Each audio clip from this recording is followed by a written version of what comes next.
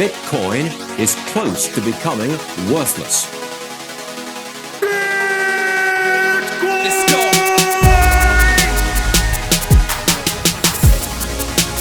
Now what's the Bitcoin? Bitcoin's like rat poison. Yeah. Oh. The greatest scam in history. Let's get it. Bitcoin will go to fucking zero. Yeah.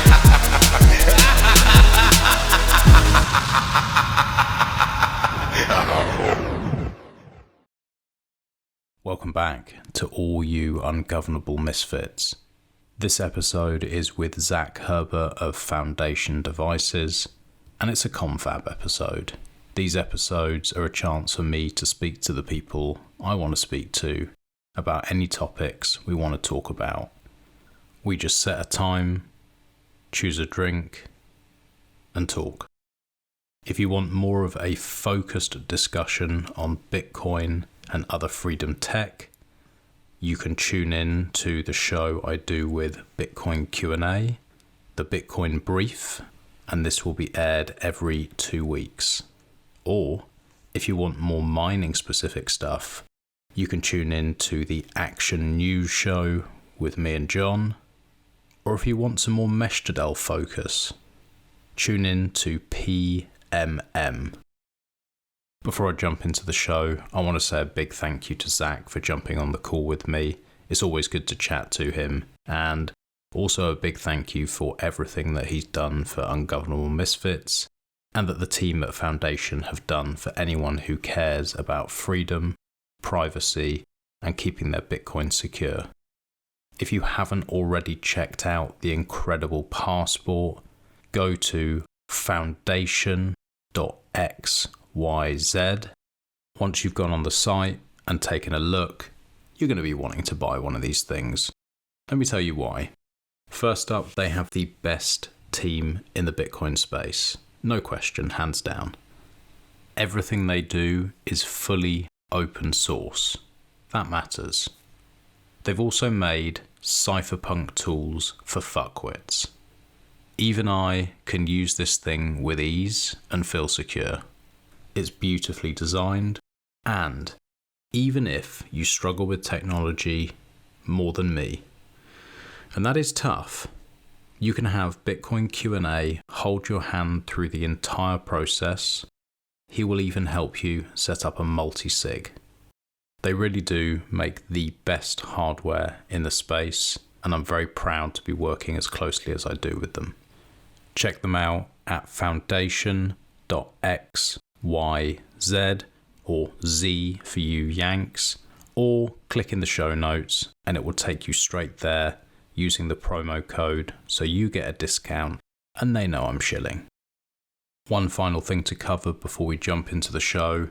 I want to say a big thank you to everyone who's been supporting us on Fountain and all of the other Podcasting 2.0 apps. The last Confab episode was with Matt Hill from Start9, and we got a great response. It really does help every single time someone sends in a boost or shares us, and it's keeping us up at the top of the charts. This is really good for our visibility, and all of these sats help us grow Ungovernable Misfits. So thank you.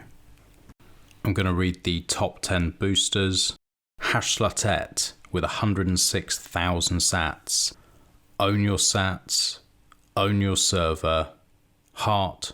Squirt emoji. Little laptop. Rod Palmer. 35,000 sats. No message. Late stage hodl. This will serve as my weekly reminder that I have a Start9 embassy in my shed that's been plugged in for 2 years and I still don't know how to use it. Any suggestions for someone to help a moron like me? Apparently, if it's not an ASIC, then I can't figure out how to make it work. Chet. Love that fucking intro and miss it. And I don't listen to enough of Max. I can't stand that fucking fag accent. LMFAO. I fucked with a few nodes over the past few years, and Start9 is by far the best. John. As I'm listening, I thought a lot about the episode of Citadel Dispatch number 26. It's worth having a listen back. 1 hour, 9 minutes, 28 seconds is a good start. Zelko's influence on the space cannot be ignored. His consistency and integrity are commendable. I think this exchange between Zelko and Matt had a lasting impact. Expatriotic. As someone living in China, I need options that aren't Tor dependent. Looking forward to the latest version of Start OS. Just bought my Bakuto Dojo with me to China. I built it last year and never used it because I wasn't able to maintain it and it was at a location with intermittent internet. I'll repurpose that to test Start OS, but I may wait till the new version is live so I have more networking options. And finally, Huxley. Really enjoyed the convo, especially the salt stuff, and details on the new router. I reckon Start 9 have the best software to self-host. I run it on an old mini PC and the uptime is great. I can't wait for the improvements to access it and to have a distributed but connected fleet of personal servers.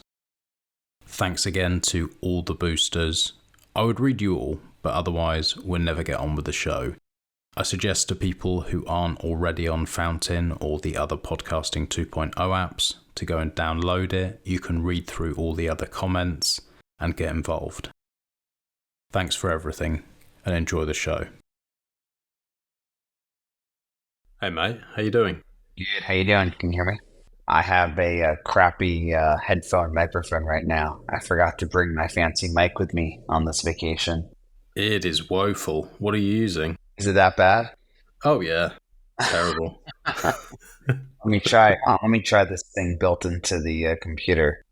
What about this? Any better? Maybe slightly. Still bad, but I can try and clean it up afterwards.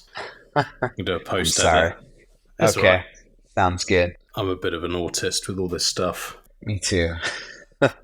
So you're traveling for work or for No, holidays? I'm just hanging out at the brother-in-law's beach house. I don't know why I wanted to do a podcast with you while I'm hanging out at a beach house, but I guess I guess I just want to talk Bitcoin. Yeah, it's probably my British charm, I'd imagine. You just think, oh, I'd just love to speak to him. I think that's what it is. Yeah. I haven't listened to your new pod with the Q&A that dropped, but I hear you guys are making some changes. Oh, yes. Just a little bit. I would call it jumping in at the deep end, but you haven't heard the pod, so No. I'm going to sort of cover it in there, but it got to the stage with my fiat work and family life and everything else that I was just getting really, really sick. 7 days a week, very, very long days, getting I say average, 4 hours sleep a night. Oof. And I'd done that for a couple of years. And I just started having real health issues, really my brain wasn't functioning. It just all was just way too much. And I just didn't see the family at all. And then basically I said to my missus, I was like, look, something's got to give here. I either go into a proper career, earn some proper money again, do the smart thing, but will probably hate it and drop the pod and drop everything with Ungovernable Misfits. Or I take the jump and try and make this thing work and sell some corn in the meantime just to keep us going. We basically were like, yeah, you're going to be fucking miserable if you go back into normie land. So let's give it a go. I've, left my fiat mining, trying to take care of myself a little bit, getting into the gym every day, cycling every day because I had to sell my car as part of the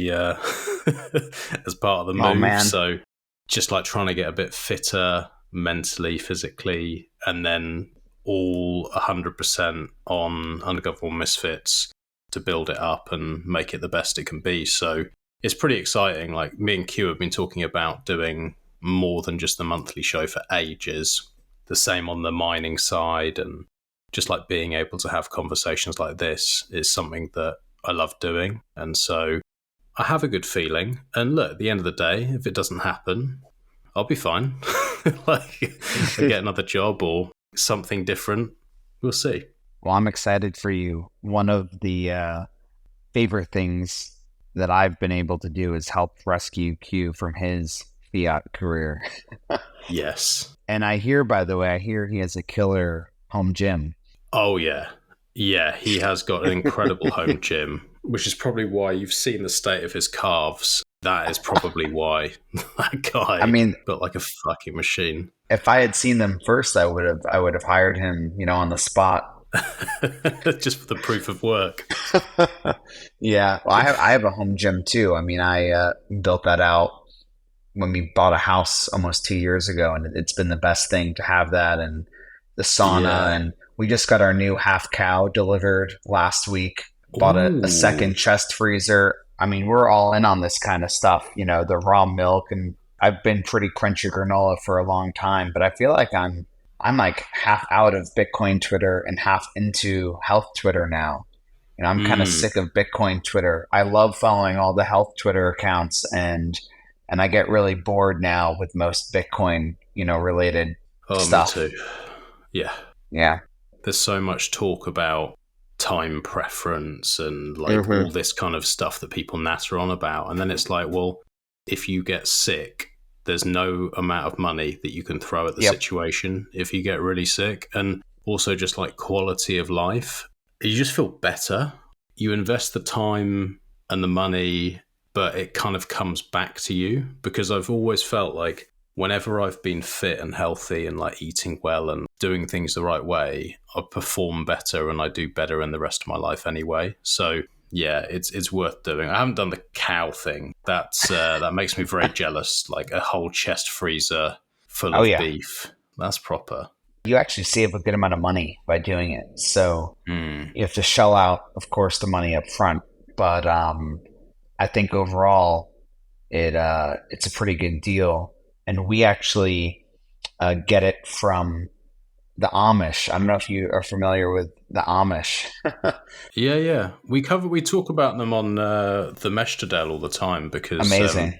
John, who I run it with, is in that same state, and that's where he was getting his raw milk from. In Pennsylvania? Yeah. Yeah, so we're up in, Massachusetts in the Boston area, but there's a Amish farm network type thing where every other week they drive a large truck all the way through, basically all the way from Pennsylvania up to Boston area and kind of back down, and then all the way down, I think, as south as DC area. And so if you're living on that route, you can sign up for it. It's like they call it like a health membership to avoid all the different, state laws against raw milk and that kind of stuff. So if you have to sign like a waiver with them, you have to pay a one-time membership fee, like a lifetime membership dues, in order for it to legally work as a health membership. Okay. And then you can order from them and go pick it up from a delivery site.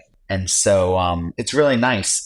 We stopped doing it for a bit because there was no delivery site near us. They had moved it, but then they just brought it back. And so we ordered the half cow, we got our raw milk, and otherwise I have to drive across the border to New Hampshire, which is like, for me, like 35 or so minutes north. And it's legal in New Hampshire because New Hampshire is like the free state, with all the libertarians. And so I do that. So we kind of try to figure it out. But I'm really excited to have the delivery site nearby again and to be able to, order directly from the Amish. Yeah, that's so good. The Amish are properly based. They're the real ungovernable misfits. They just do what the fuck they want. Yeah, the videos of them building the farms and the barns, and they put up the whole building in a couple days, and it's like extremely high quality, and they just send like 100 guys. They cut the wood on site. It's all done.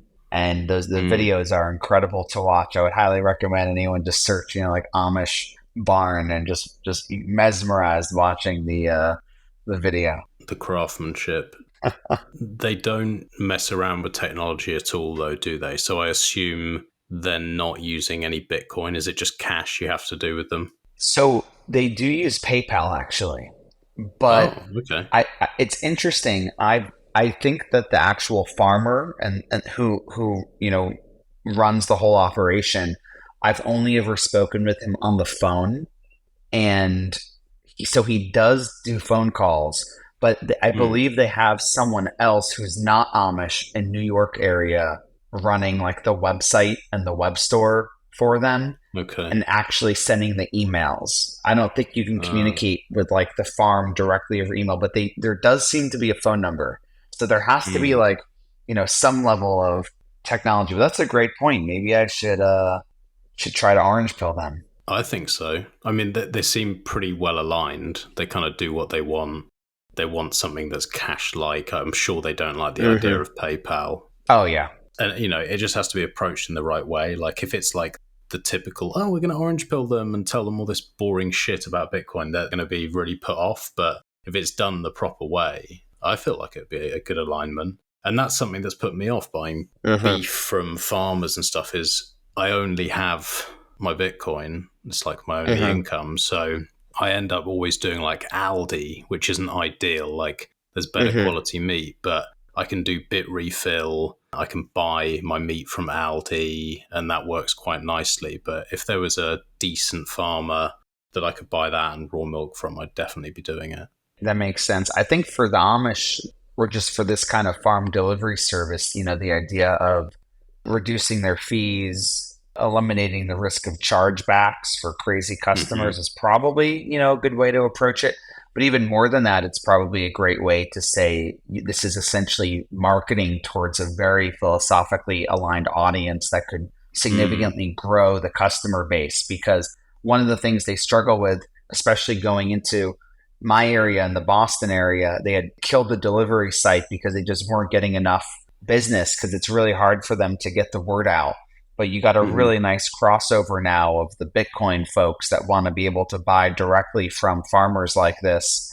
And it almost is like free marketing to say, well, we're going to take Bitcoin. And then you list it on a few different websites that say, that they take Bitcoin. And that could be a really, good way to approach it. Well, we'll get on that then, mate. We're gonna convert them all. You're doing the thing that the influencers say you're not supposed to do, though. I mean, you're spending your Bitcoin and you're selling Bitcoin to support your life. I mean, it's a very controversial, terrible, isn't it? very controversial thing that you're doing. It's awful. I mean, this is generational wealth. The idea of me actually using the money is disgusting. But we're ungovernable. It's how we do things.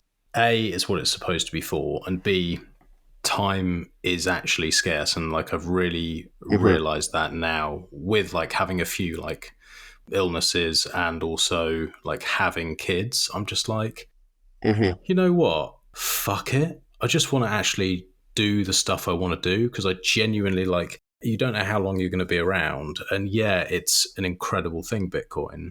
And I'm really interested in the technology and like I'm really interested in fucking around with this stuff and like annoying smart people like Q&A and you and everyone else and trying to work it all out. But if you can't use it and you can't live your life and you can't prioritize your health and your friends and your family, then I think you're doing it wrong. It's really easy to get into that trap of like trying to think of a number where it could be and what could you have in life. And then if you actually look around, you're like, okay, life could be better, but it's pretty fucking good. I think every early adopter of Bitcoin is going to go through that, pain of, selling some or spending some. And, you just have to be, I think, more stoic and grateful about it it's still so early, right? And even in the last week, I think actually, only a few days ago, I'd found some old seed words I had in storage that I was almost positive, had no funds on them, but I was importing them into, a wallet and trying to make sure. And I saw some of the transaction history and oh boy, did I, looking at that, I mean, I'm talking like 5+ years old stuff and saying like, oh man, if I could have just, held on to this, I'd have, more than double what I have now. But that's just how it goes, right? And I think for me, it's as long as you have even like the same order of magnitude, I think you're going to be okay. So I don't regret it. It's just sometimes it's a little painful, but that's just how it goes, I think I was looking, I saw one, I think I sold 3 Bitcoin at like $270. Oh, and I used it to like buy some clothing or something. This is probably back in like 2015, I think. Yeah. And that was just brutalizing to think about. Oh yeah, that's not fun. But yeah, it's easy to get like stuck into the trap of, I think a lot of people get some Bitcoin and then they almost put life on hold.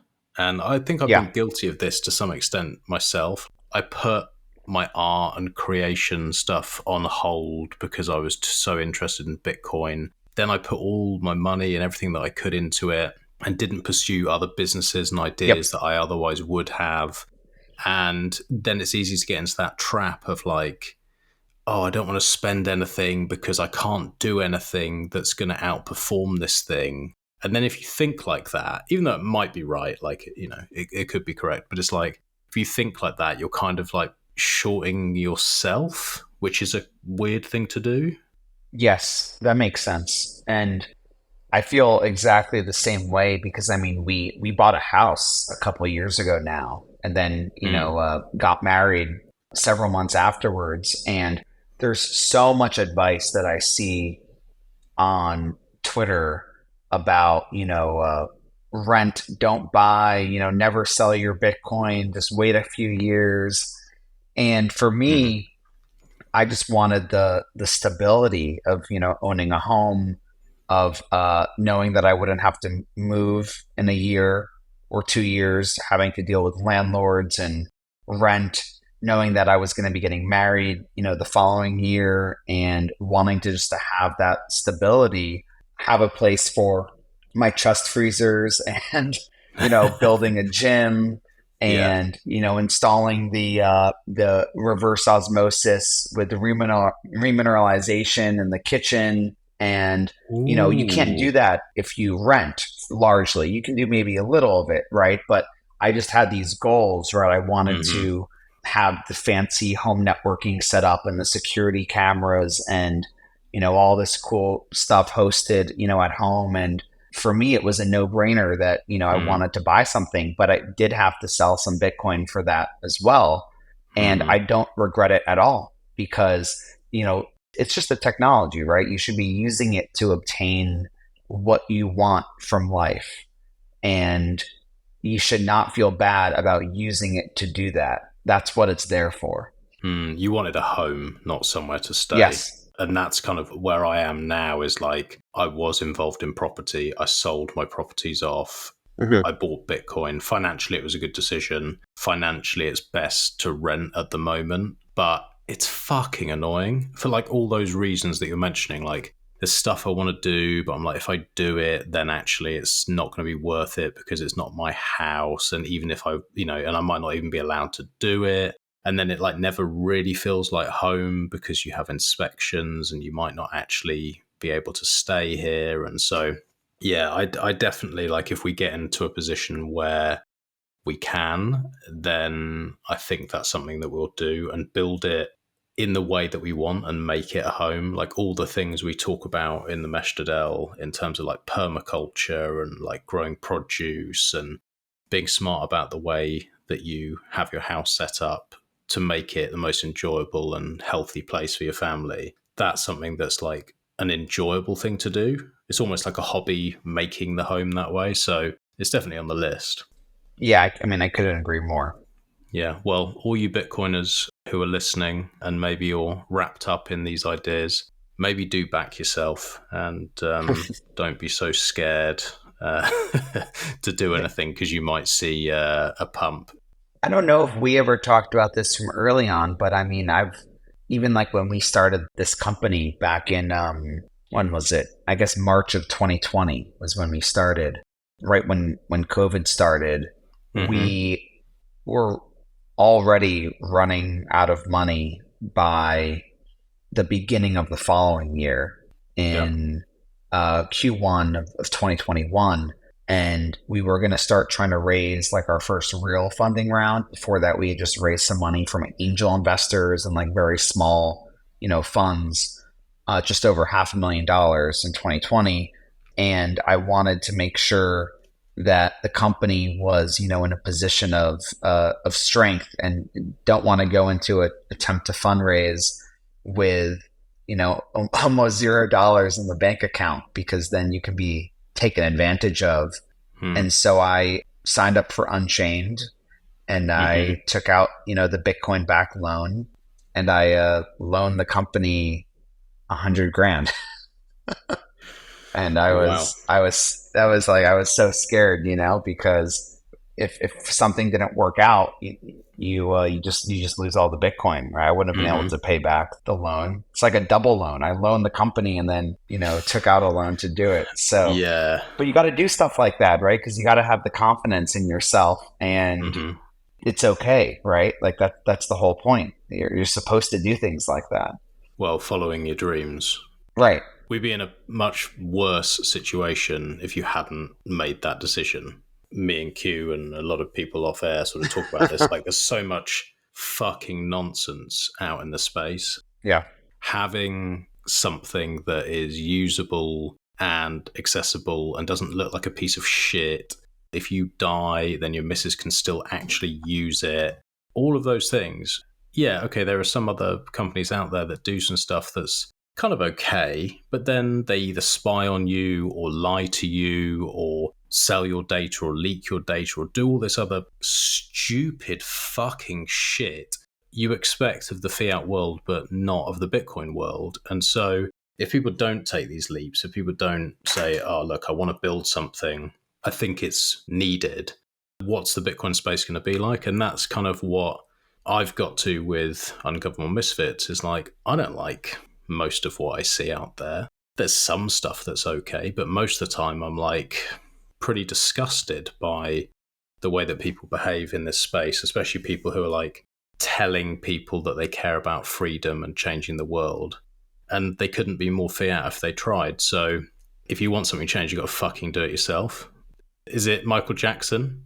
I'm looking at the man in the mirror. Is that what I'm looking for? Something like that. Something along those lines. But yeah, that's it. I was like, I'm going to be fucking miserable if I believe that we can do something better than everybody else and that it's important. And then I just go, no, because I want to save my Bitcoin, so I'll just do a stupid fiat job that means nothing and no one's going to care about when I'm dead, just so that like I can have a few sats. Well, I'm excited that you're doing this. You're doing the pod full time, that you're going to put that work into it, because when I think about the ways that new Bitcoiners must be coming into the space and what they're told to do, the conversation you and I just had in the last 20 minutes runs completely counter to what so many new Bitcoiners are being told when they come in, right? Never sell. Everything is fiat, like including the, real estate, and which is, it's kind of true, but it's missing the point, right, about Bitcoin as a tool or a technology. I've talked about this before, where I think a lot of people come in and they think Bitcoin is the why, but it's not, right? The why is freedom. The why is sovereignty. The why is not Bitcoin. Bitcoin is a how. Bitcoin is a tool, and probably the best tool, but because it's a tool, it needs to be used. There's no point of having a tool in your shed if you're not using it.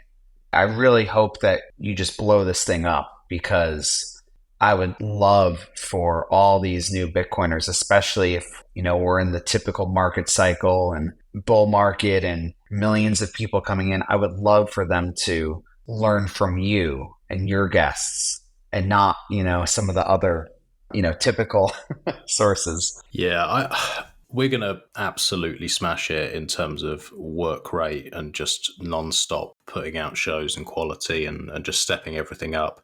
I'm skeptical whether we ever get the new people in, because we are quite sort of, I guess, quite technical, even though I'm technically illiterate. We do cover like more of the technical side of things generally, and it's not feeding them. Like, we'll never have Michael Saylor on. We'll never have these like fiat shills on, because it's not what this is about to us. And that to me is what brings people in. They want to hear about their bags being pumped. But what I hope we are is people come in, maybe they do a cycle, maybe they do a few months, And then maybe some of them realize, some of these guys are fucking retards. Like, I don't really want to listen to this anymore. And then people suggest, oh, well, you can come over to Ungovernable Misfits. I think that's kind of where we sit.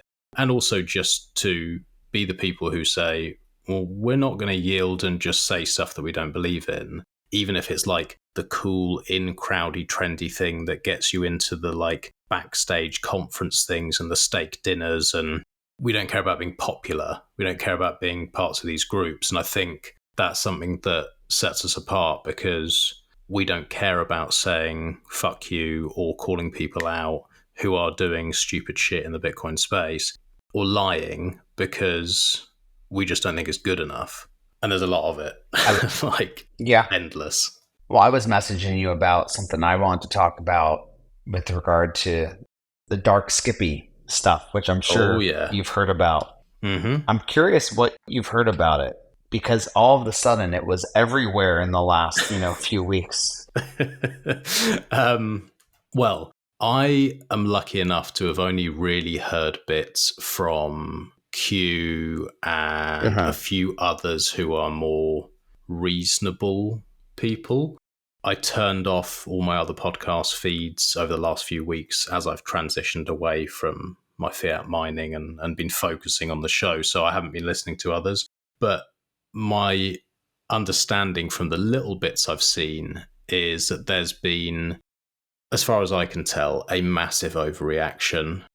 It's been used as a way to attack people like Seed Signer or projects like Seed Signer. Yes. Cast shade on projects that really matter. And that's exactly the sort of thing that really gets under my skin. It's the sort of thing that if someone is nodding along and allowing that message to be put out because it gets them engagement and it gets their bellies rubbed and their balls tickled by their friends, that's just not acceptable to me. It's like, there are projects that are really fucking useful out there. And when people create these massive overreactions, it just scares people and it causes more harm than good. We covered it a little bit, like the basics of it, in the monthly that just dropped. But we actually said, well, we're not going to go into it too heavy because I've got you coming on and we're going to jump into it. Yeah. So, I mean, what's your take on the whole thing?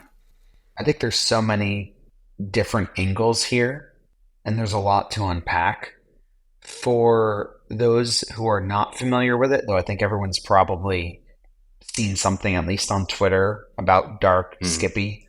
It's basically just a new form of seed exfiltration method, where if the hardware wallet was running malicious firmware, then there's a way where you can choose the nonces that you're using to sign the transaction so that the person who wrote that malicious firmware could, just from looking at the transaction data on the blockchain, could piece together your seed and therefore decide if they want to steal all your funds. Mm-hmm. And notably could do so even if you had a passphrase applied, because a passphrase is just essentially adding another word onto your seed.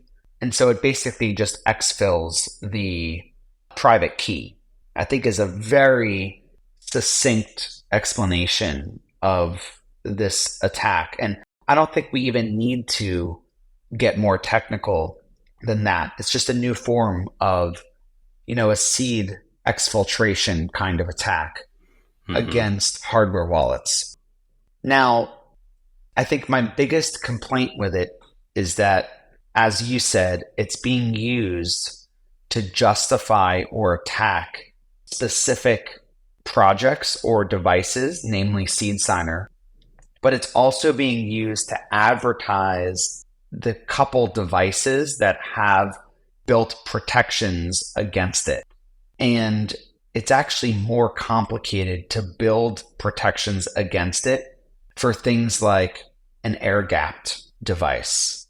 And so you have, I think it's Bitbox and Jade that have some kind of anti-exfil protections built in, but they're able to do that because they use USB and or Bluetooth.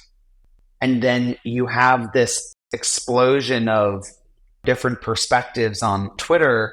But, I was arguing with Matt Corallo, Blue Matt, the Bitcoin core developer. I was arguing with him for hours a couple weeks ago on Twitter, back and forth, because he was saying that, the only things he would recommend now are Jade or Bitbox or one of the multisig products like Casa or BitKey.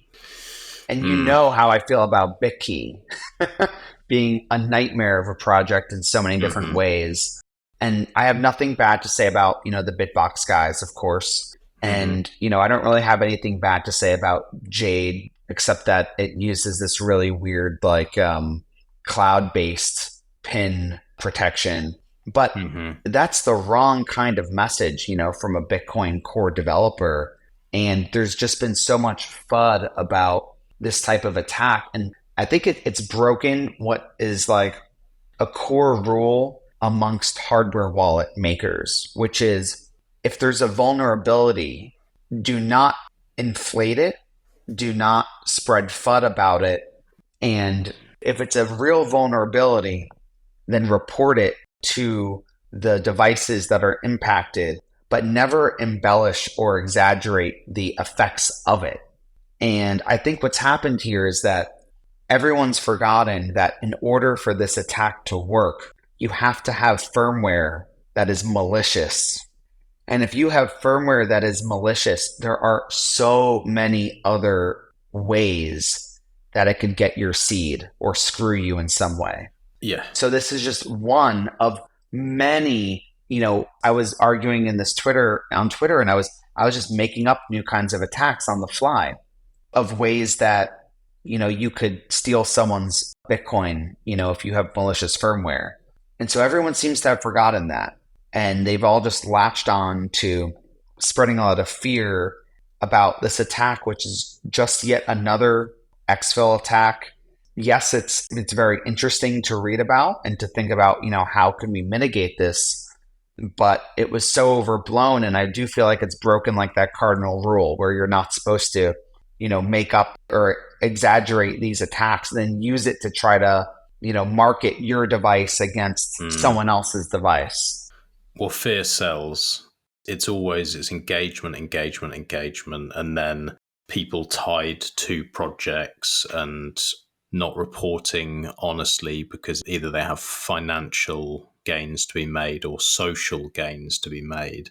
And yeah, it is. It's really frustrating to see. And as you know, I'm not the most technical bloke, but the way I see that is it's like saying, if someone manages to walk into a safe, here are 5 more things that they could do inside that safe. It's like, yeah, because they're inside the fucking safe. It's pretty obvious.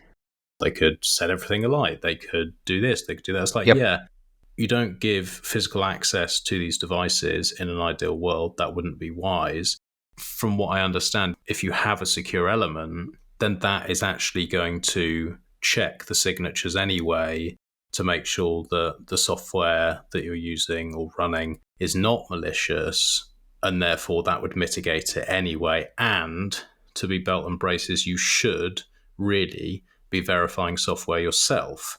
And these are the things that, like, the people who want to shout about this sort of stuff, they're happy to do that, but they can't be bothered to actually teach anyone how to verify software or do any of the things that are actually necessary to keep people safe. It's all just nonsense. Exactly. And so if anything, what it demonstrates is the importance of reproducible software, of reproducible builds. So we sign our firmware with a 2 of 4 signature scheme. So we have 4 keys, and any 2 keys need to sign the firmware for the Passport bootloader to allow the firmware update to occur. So it needs to be signed by 2 keys. That firmware is reproducible, which means that when we publish that release and we sign it with 2 of our 4 keys, if you wanted to go to our GitHub and download the firmware and build it from source yourself, you will check and see that the hashes match. And so you can have complete confidence that that firmware that you just downloaded and compiled on your local machine matches the firmware that you have downloaded from us, from our Envoy app or from our GitHub. And you can see that we've signed that file with 2 of our signatures. And so if you go and you try to install malicious firmware on Passport, it will not let you. Now, we have an advanced user feature that allows you to load your own key so you can sign your own updates if you're a developer, if you're a power user.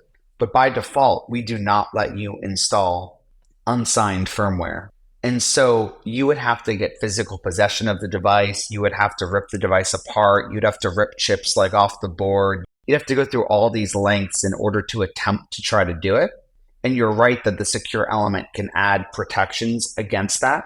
Another great thing you can do is, you can enable anti-phishing words, which are generated through the secure element. So when you turn on the device, you can check to see, as you begin to enter your PIN, do you see those words on screen? If they're not the same, then someone's probably swapped, your device. But there's an entire category of attacks called, evil maid attacks. The idea that you have a maid that, that steals your device and then does something to it and replaces it. I mean, if you're at the point where someone is taking physical possession of your device, there's so many other things that they could do. Yeah, drill through your fucking kneecaps is the obvious one. But another one is like if it was someone very sophisticated, I mean, you could swap the entire device for a malicious new device if they don't have those anti-phishing words enabled, right? You get them to enter their PIN onto a malicious device. Yes. And then you have the real one in your possession. And as soon as they enter their PIN, you just enter your PIN and it's gone. Or like if we put on malicious firmware at the factory, we could just have firmware that ruins your seed generation process. Or we could have firmware where we say, well, if you push keys 1, 5, and 6 at boot, it just displays your seed on the screen. Like there's so many things we can do. One example that I gave to Matt on Twitter, which he dismissed right away, was you can, if it's a USB device, right? Like not air gapped, but if you have to plug it into your computer with USB, you could make it emulate a keyboard. You could have it instantly open up a terminal window or navigate to a URL in your web browser. And you could just have it type the seed into your computer. It might be obvious if it's like opening a window, but if it's doing some quick terminal type thing when the computer is idle, maybe it's just plugged in, you're not there, you don't see it, seed's gone. And Matt, had replied to me something around that being nonsense. And then I linked to a post where this exact vulnerability occurred with Ledger years ago, where someone realized they could actually intercept a Ledger device in its supply chain and make it become a keyboard so that when you plug it in, it instantly opens a browser, goes to a website, and so on. And typically what that would be used for was to take the user to a phishing site to try to trick them into downloading a malicious Ledger Live or entering their seed, onto the computer. So there's been so many of these kinds of vulnerabilities of, what happens if you can get malicious firmware onto the device. And it's just so disingenuous to say, well, we've developed this new exfil vulnerability. It affects everyone. Therefore, only buy the devices who are not affected. Like it misses so much of the point where if the device has really strong protection against installing malicious firmware and the device has reproducible builds, or the developer team, publishes reproducible builds, then you're protected from that and so many other types of attacks. So that's where I got really triggered because I was just pretty surprised by, this, the amount of times that I saw people talking about this on Twitter. And I think people love when there's a new vulnerability or there's news, there's something to talk about. I'm still trying to figure out how to best respond because we still haven't responded, officially as a company. But I think the target of Seed Signer here is crazy because Seed Signer has a very interesting security model that is different from virtually every other hardware wallet where you can grab some over-the-counter hardware, is maybe a good way to describe it, and you can download and verify your own firmware. You can install it onto the device, and then you can use it as a signer. Not as storage, but as a signer. And that's very cool. There's so many advantages to that. it really pisses me off when people go after them. I've been covering them on this show since literally the very beginning. Yes. Because it was the first time I'd seen something where it mitigated against the attack of if you're in a country where the use of this kind of stuff could have you jailed or killed, and you want to make absolutely sure that you're not having something sent in the post or going to a shop that would be non-existent in these places, you can build it yourself with parts that any old person could use for a million different things. That to me is incredible. And the fact that it has these interesting trade-offs makes it perfect to use in something like a multisig with something like a passport.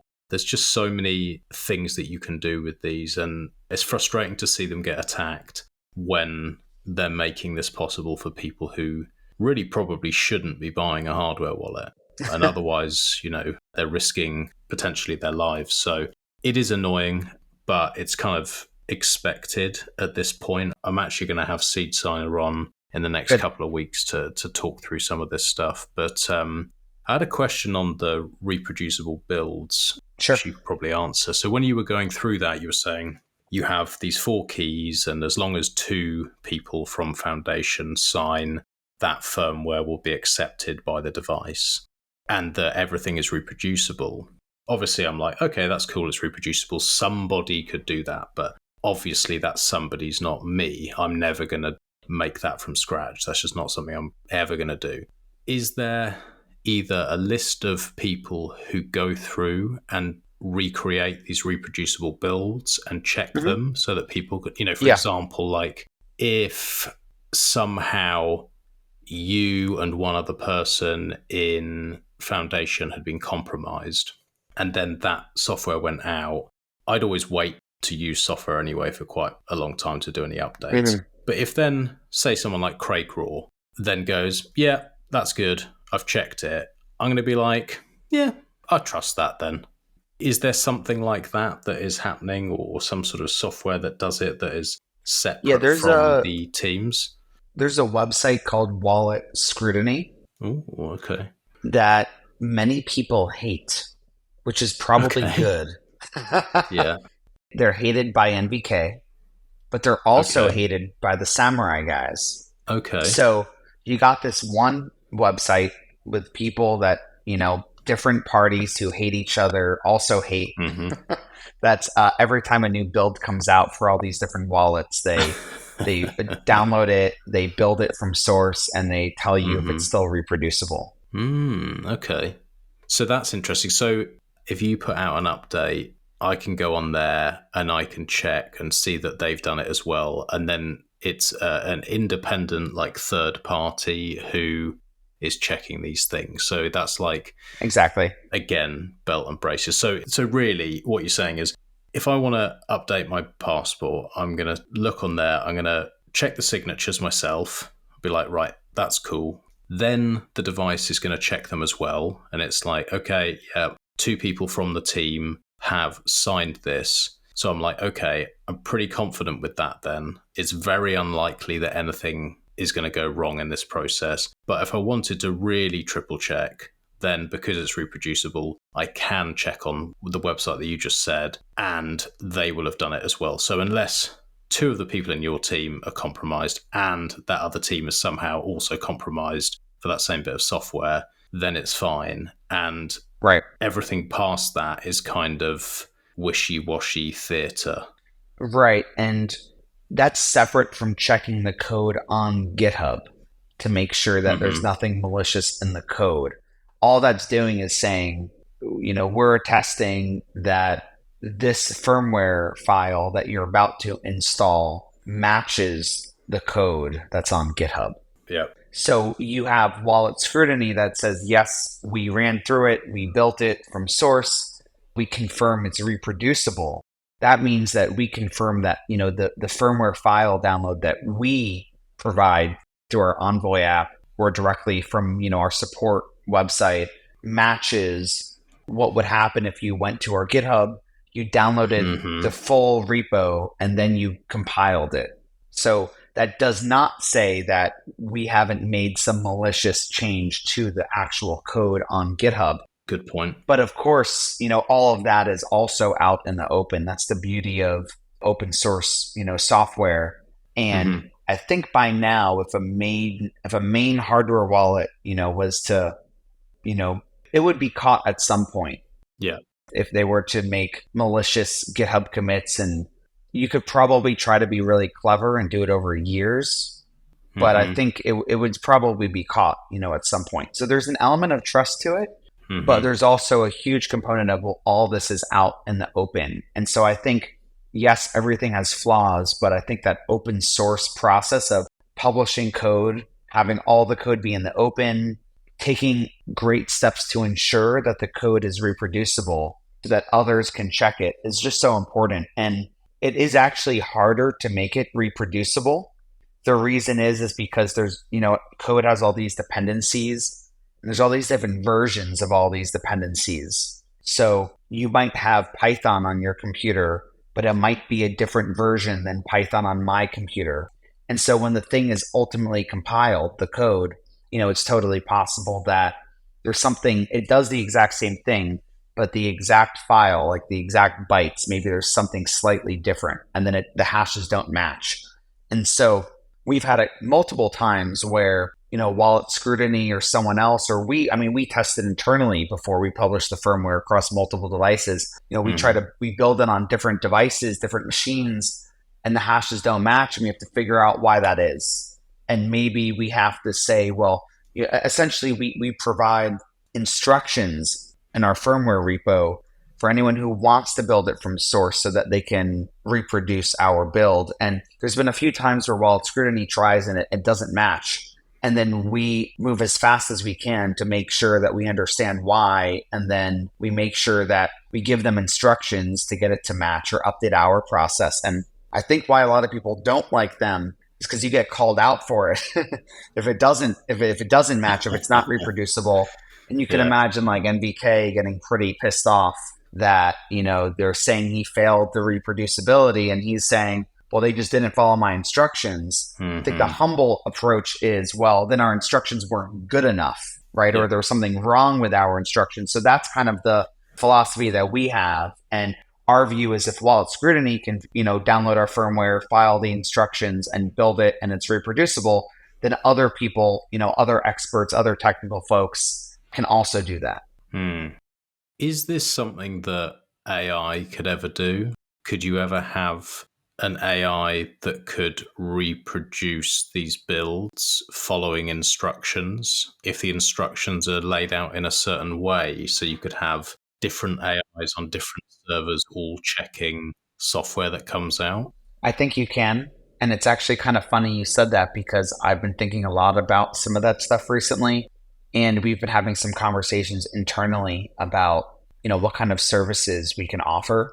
Which, of course, you would have to make sure that if it was anything related to transactions on Passport, right, you'd have to make sure that a transaction is anonymized before ever using an AI tool, or that the AI tool is running locally somehow, right? Could be on your Envoy app on your phone if it's a very basic model. But you could definitely do that. I think for things like firmware reproducibility, you could have like an AI running that's trained to follow the steps and basically just go through the build steps and give a thumbs up that it was able to get a hash that matches. I think that's very simple. I think you would need some compute, because you would need like a server that is able to go download and then use its resources to compile the code.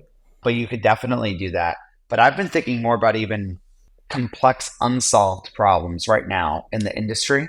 I don't know if you've ever seen like a mini script transaction. Passport still does not support mini script. I've not seen a mini script. I know what it is, but I haven't seen one. They're unreadable by humans. And so one of my challenges with saying, yes, we're going to go support mini script on Passport is that if it's a very complex transaction that you're signing, you are still using the hardware to sign. And so you're benefiting from the hardware being cold, right, offline and so on. But are you really verifying the transaction details if you can't really read it or understand what it does? That's a good point. And so it's almost like a form of blind signing. And to go outside the Bitcoin space for a moment, at risk of uh, sounding like a shitcoiner here.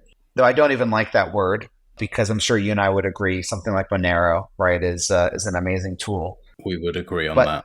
the Ethereum space has a horrible epidemic of blind signing. Almost every time you go to sign like a smart contract, Ledger has like this famous screen where it's like, I don't know exactly what it is, and I think it's changed. But I saw someone you share a screenshot of it on Twitter from like the new their new devices, Stacks and Flex, the e-ink devices, where you're basically acknowledging that like you're just blind signing this thing. You don't really know what you're signing. You just have to click continue. I've not seen those devices yet. I used to, the first hardware I had was a Ledger Nano thing. It was fucking horrible to use. And the screen was so small that even if you were trying to verify anything, like you had to scroll through forever and it was clunky and shitty. So I imagine most people just click through. So the new ones, they're still doing the same thing. Yeah, so they have a larger screen. They have like a 3 or 3.5 inch e-ink display, touchscreen. But they're still doing the same thing with blind signing. And I'm actually worried that Bitcoin is going to face the same problems because everyone's talking about scripts and contracts on Bitcoin. You know, there's all this talk for OP-Cat or, you know, some of the other stuff where you can have much more complex Bitcoin transactions and contracts. And I do think that's the future personally, but I'm worried that we're going to have the exact same problems that the larger crypto space or specifically Ethereum space has with this blind signing where you don't really know what you're signing because it's such a complex script or contract. And I do actually think that there could be an AI service here where, you know, you could potentially have an AI that is able to actually analyze the script, right? Like the mini script, figure out what it's doing and let you know if you're about to be screwed. That's interesting, actually. I wonder if something like Start9 could put some sort of AI that runs locally that could do that kind of thing, because that sounds like a pretty big problem to be blind signing things. Yeah. I've not heard anyone actually mention this is the thing that annoys me, right? We have these sort of conversations and it's like that's the first time I've heard anyone thinking about that. And yeah, you hear people saying about OpCat and all these things and like back and forth and should we and shouldn't we and blah, blah. And I kind of stay out of it because I'm like, well, it either will happen or it won't. And I don't really have a huge amount of sway on that. So I'll just see. It's out of my level of understanding like what these things can do in terms of like what the knock-on effects of changes can be. Because it's always like well and good saying, oh, we can do these new things. It's like, yeah, but what does that open the door to? But those conversations go on endlessly, and these sort of stupid attacks on Seed Signer and everything else, which is completely retarded. But no one's talking about that, which would be a major issue. Is this something that you've thought about within Foundation that you guys could do potentially? Yes. Okay. And, you know, we've been quietly working on the next gen device for 18 months now. And I still can't talk too much about it. Q&A. He still won't tell me anything. No, I still can't say too much about it. But I'll say, one, I don't think it's going to compete with the current Passport, which is going to be really interesting. And I think we're going to try to compete with, I don't want to say too much. But I'd say it's a new category of device. Firstly, we're not going to call it a hardware wallet. So that's something that's interesting. It's its own operating system. It's not built based on any existing hardware wallet that's out there. It's an operating system we've been working on for also about 18 months, which is really exciting. And we're going to try to have a tighter link to Envoy on the phone. And so we're definitely thinking about these kinds of like services offerings because, you know, I think it's kind of a cliche within the hardware world that, you know, you want to be able to have some value add services that people want to pay for. Yeah. The thing that bothers me is that when you buy like a device and you're required to pay monthly for some like for some service or subscription, everyone hates that. Yes. But if we can create some offerings that you want to pay for, right? Because you're getting so much value out of them. It would help us, right? Because it allows us to grow more as a company, to have more sustainable revenue, to not just be selling a device that you keep maybe for 5 years, right? And that's a one-time purchase from us. So we're thinking a lot about those kinds of things and, what we can do with either the current, Passport hardware or future devices that we make. And we have a couple interesting, services ideas, but a more new one, I don't even think I've talked to Q about it because I think he was on vacation when we were talking about it a little bit. But yeah, it's like an AI related one. But it would have to be very privacy preserving, and it would have to add a lot of value. But one thing I kind of want to do is I kind of want to turn Q&A into an AI. I want like that always available, happy, friendly, knowledgeable robot within our mobile app, right? For all your all your Bitcoin questions. Oh, that'd be really nice. Yeah. Like an animated little Q&A.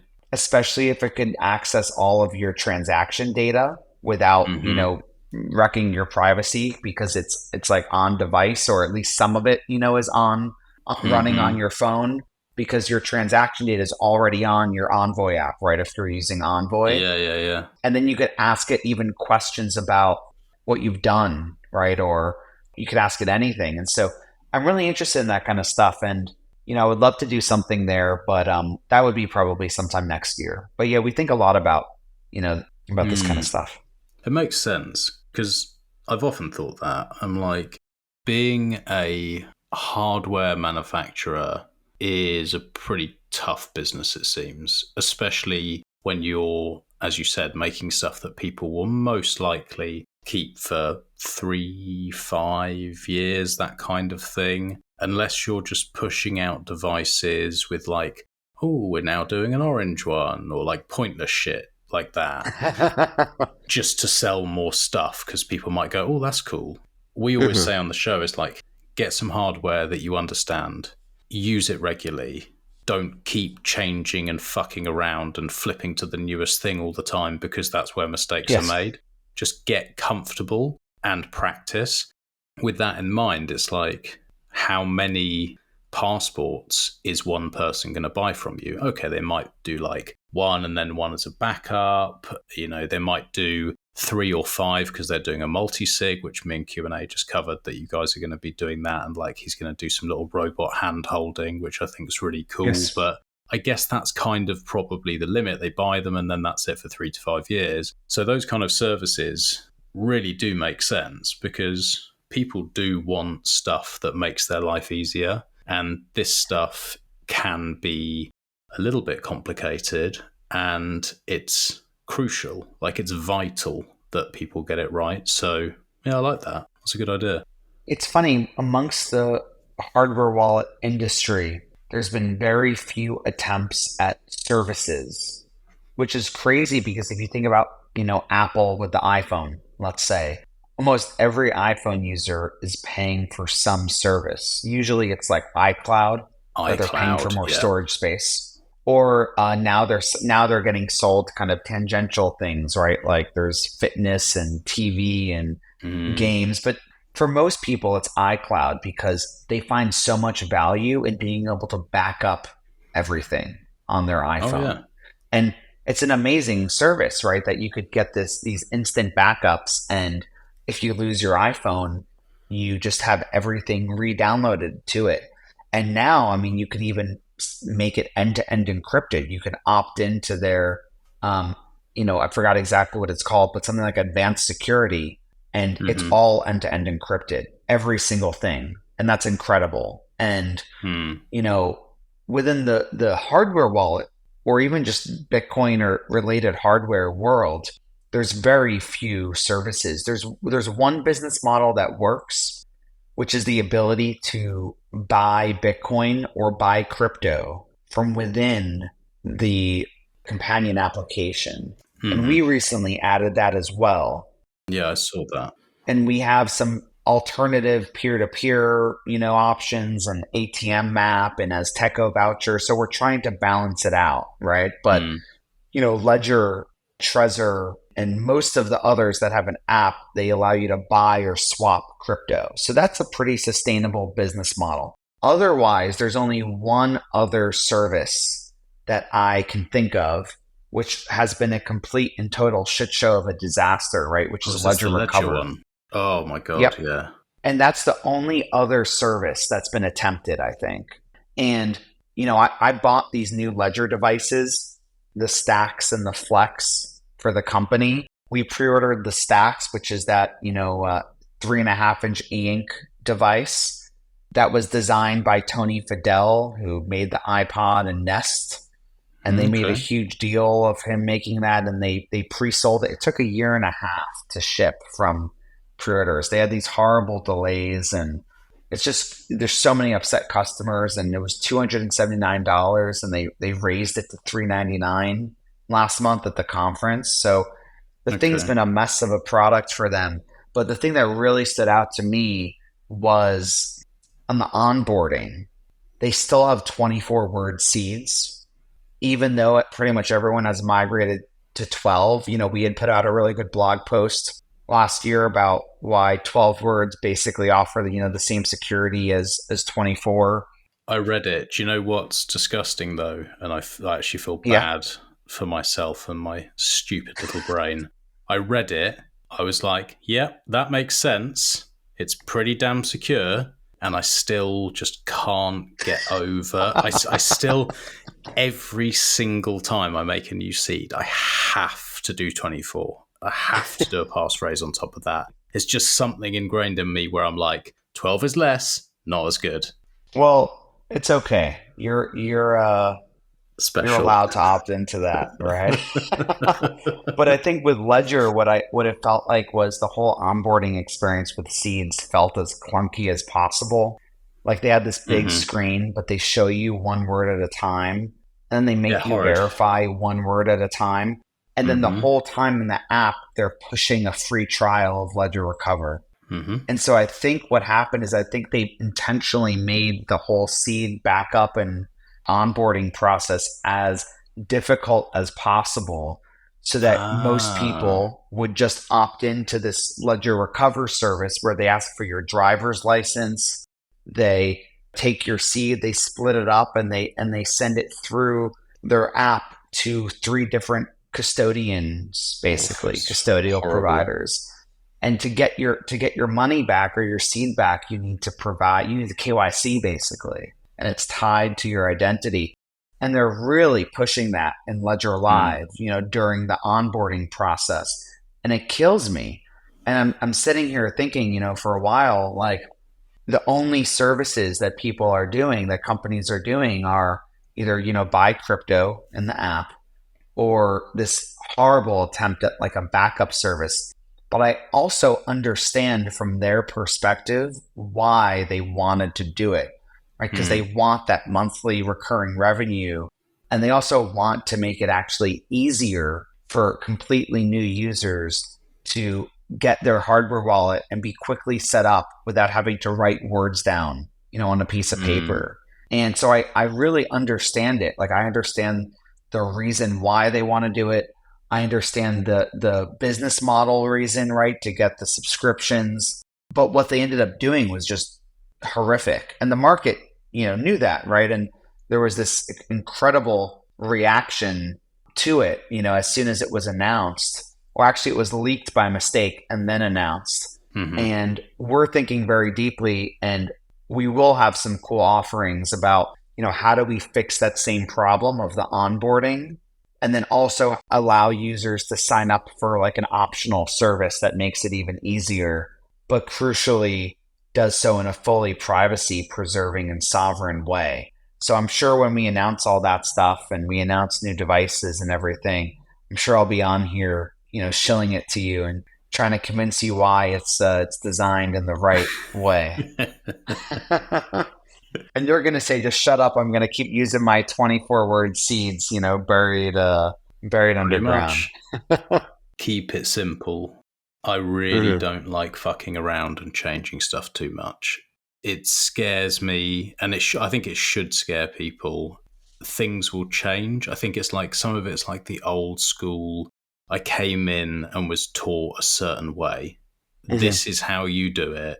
So when people start saying, oh, you can Shamir secret share and you can split this and you put this on a this and do it, I'm like, no, I like steel, I like 24 words, and I like passphrases, and I have like a certain thing that I like. I am starting to come round more and more to multisig stuff. I said to Q, I probably will fuck around and set something up and test out his skills, see what customers are going to be getting, how easy it is. But I'm sort of coming round a little bit to that. I think my main concerns with that were just like standing out in a crowd because the transactions are different. And I think that's the thing where I was like, it wasn't like so much the technical side because like I know there are smart people who will help me, and I know it's not really that difficult if you're using something like Sparrow anyway, and I know there are a lot of benefits, but it's just still that thing where I'm like, I like my privacy. That's the thing that puts me off.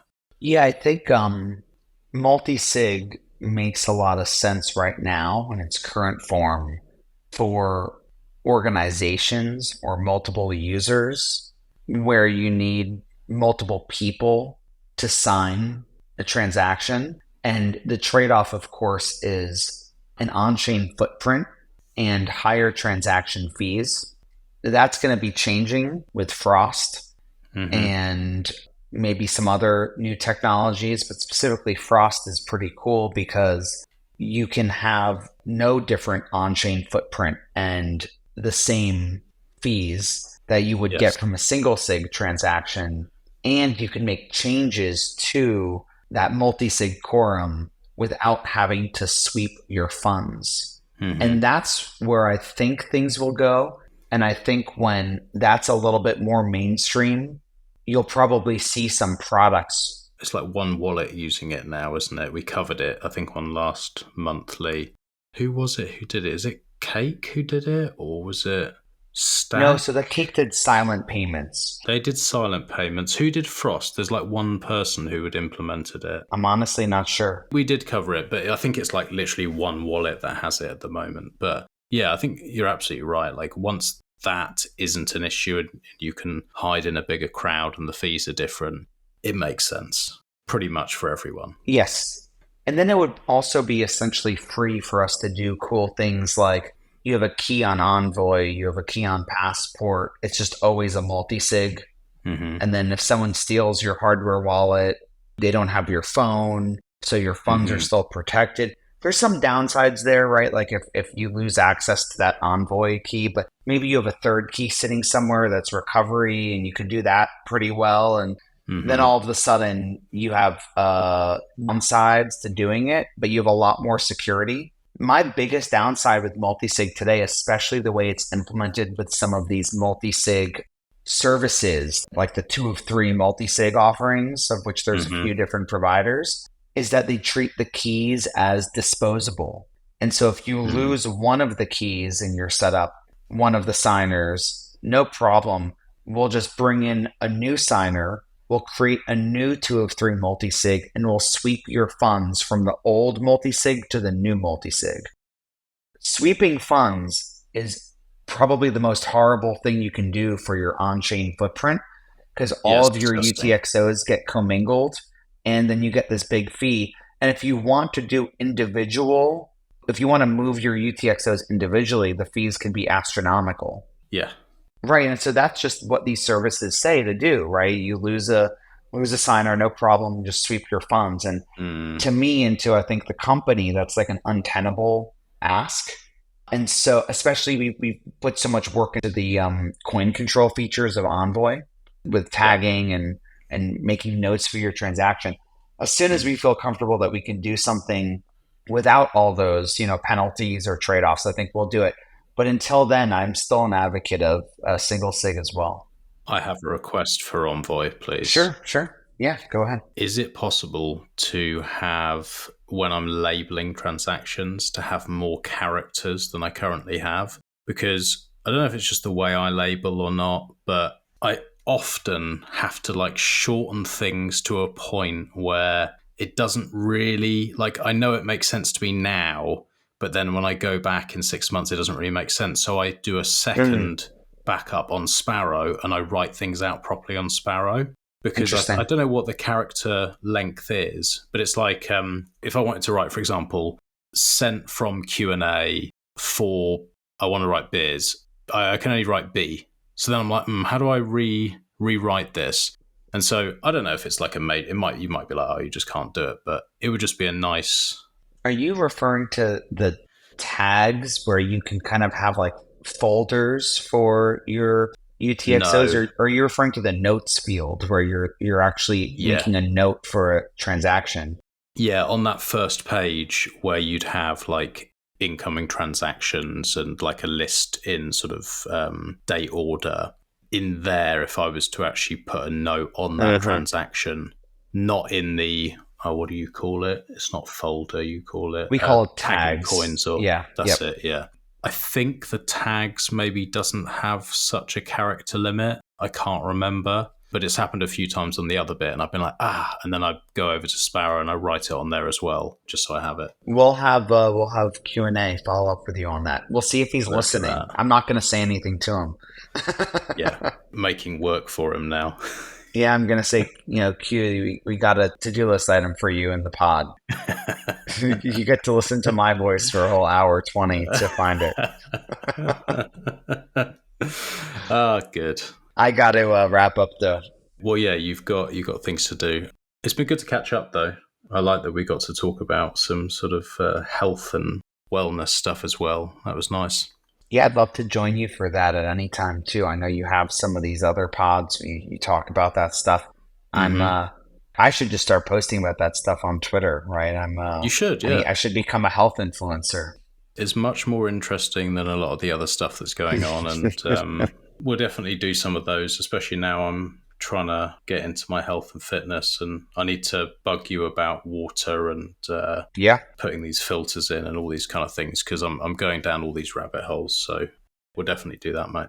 Amazing. Well, I'm really excited for you doing this thing full time, and I'm looking forward to listening to your new pod that just came out today with Q&A. So nice one. Excited to do many more of these. Definitely. Well, enjoy the beach, I think you said, at your brother-in-law's. And yeah, have a good time, and enjoy the holiday. We'll chat again soon. Thanks, Max. Cheers, mate. Thanks for listening. I really hope you enjoyed that as much as I enjoyed recording it. If you haven't already, then jump on to ungovernablemisfits.com to check out our other shows, news, articles, clothing, and much more. Stay ungovernable.